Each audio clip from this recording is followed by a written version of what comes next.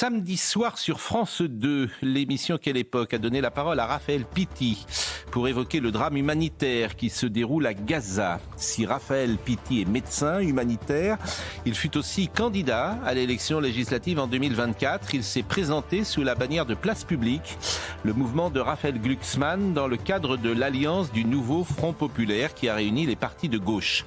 Monsieur Pitti a soutenu durant sa campagne que le Hamas c'était un mouvement de résistance. Ces informations n'ont jamais été données aux téléspectateurs qui croyaient écouter un médecin sans parti pris politique ou idéologique du drame que vivent les Gazaouis. C'est un premier manquement.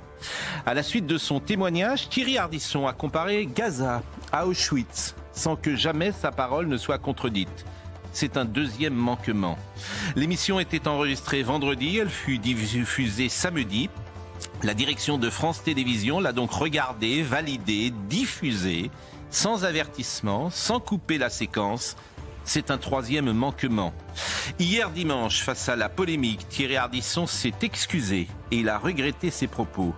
La PDG de France Télévisions, Madame Delphine Ernotte, n'a fait aucun communiqué.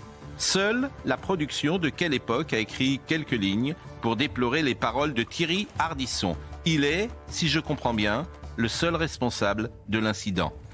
Qu'un porte-parole du Hamas puisse s'exprimer sans contradiction sur une antenne de la télévision publique, que sa présidente ne prenne pas la parole pour présenter ses excuses, sinon sa démission, que quasiment aucun média ce matin n'évoque ces faits, qu'aucun homme politique ne réagisse à cette heure à cette mise en perspective de l'information pour le moins biaisée, montre une nouvelle fois le parti pris idéologique de l'espace médiatique qui relaye la parole de l'extrême gauche avec indulgence.